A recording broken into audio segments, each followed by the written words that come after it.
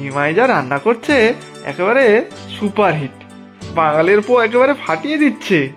বটে, তার এত গুণ। আচ্ছা, খেয়ে দেখবো আজকে। এই তো দাদা, অনেকদিন পর এলেন তো। আরে অসীম বাবু, আসুন আসুন, কত পুরনো খরিদ্দার আমার। আমি এখন এই দুই ভাগনার উপর দোকানের দায়িত্ব দিয়ে একটু তীর্থ করে বেড়াই। তা কিছু অসুবিধা হচ্ছে না তো? না না, অসুবিধা হবে কেন? তবে সত্যি কথা বলতে কি, ওই আপনার সময়ের থেকেও এখন খাওয়ার স্বাদ অনেক ভালো হয়। আর আহা, কত নতুন নতুন রান্না, আগে বাপের জন্মেও কখনো খাইনি, মুখে লেগে থাকে একদম। বাহ, শুনে খুব খুশি হলাম। যান যান, বসে পড়ুন। ওরে বঙ্কু, অসীম বাবুকে ভাত দে। দেখো বিদু, আমাদের নিমাইয়ের কেরামতি দেখো। আহা, সাক্ষাৎ ভজহরি মান্না। তা ঠিক কর্তা মশাই, দোকান যা চলছে তা তো নিমাই দাদাবাবুর হাতের গুণেই চলছে। আমরা দুজন তো নিমিত্ত মাত্র। মোটেও না, আমি কি কিছুই করি না নাকি? হ্যাঁ, নিমাইয়ের মতো অত বাঙাল রান্না ওই কচু ঘেচু পারি না, তবে মাছ মাংস আমিও ভালোই পারি। সে কথা বললেই হবে, তাই না কর্তা মশাই?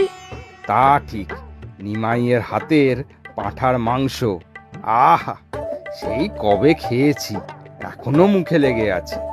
এ বঙ্কুদা, তুমি যাও তো, গ্রাহক বসে আছে আর এখানে দাঁড়িয়ে নিমাইয়ের গুণকীর্তন করা হচ্ছে। কোথায় সবাই বসে আছে দেখছো না? নিমাই দাদাবাবু নিজের হাতে খাবার দিচ্ছে। আচ্ছা ভাই, শুনেছি তুমি রান্না করো এখানে? ঠিকই শুনছেন, হাত পোড়াইয়া আমি রান্না করি, তবে তাতে আমার কোনো খ্যাত নাই। ভালো ভালো রান্না করতে আমার মন্দ লাগে না। কন কি দিমু কন? এই ঈশ্বরটা দিমু নাকি? এনেছো? হ্যাঁ হ্যাঁ, দাও। আহ, এচোর না তো, মনে হচ্ছে সাক্ষাৎ খাসির মাংস। তা তো হইবেই, সাধে কি আর ঈশ্বর রে কয় গাছ পাঠা? সত্যি গাছ পাঠা, একেবারে মাংসের মতো করে রান্না করেছো দেখছি।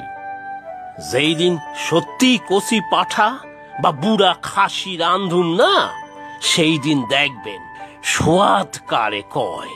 দেখবেন হাত সাইজা কুল পাইবেন না, কইয়া দিলাম। হ্যাঁ, তাহলে তো একবার খেয়ে দেখতেই হবে। কবে মাংস রান্না করবে বলো তো? এই সস্তা ভাতের হোটেলে কি আর নিত্য নিত্য মাংস হয়? আপনি মামুরে গিয়া কন, নাইলে ওই ঘটির পো বিধুটা জম্মেও মাংস কেনার টাকা দিবে না। বেটা কোন জুস, ঘটি কোথাকার।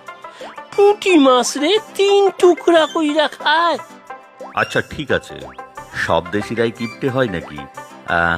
আমি কথা বলছি, রান্না করে দেবে তো ভালো করে?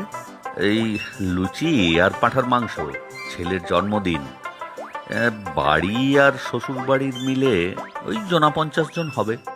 কি কন, রান্না করুম না কেন? আগে মামুরে তো কইয়া যান।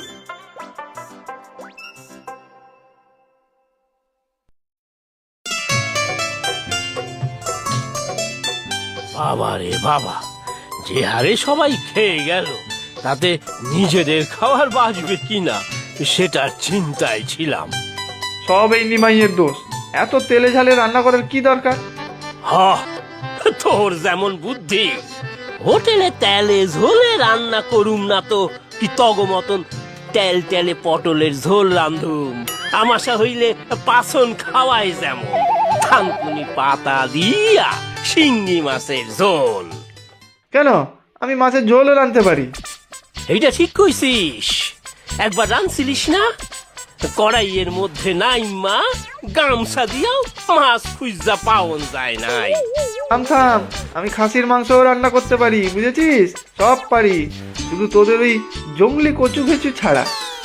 আরে হ্যাঁ, শোনো নিমাই, ব্যাংকের ম্যানেজার ওই অসীম বাবু কালকে লুচি আর খাসির মাংসের বায়না করে গিয়েছেন। 50 জনের লুচি আর খাসির মাংস সন্ধে ঠিক 6টায় লোক পাঠিয়ে নিয়ে যাবেন। পারুম না, আমি মোটেও পারুম না। কচু ঘেসু খাই তো আমরা।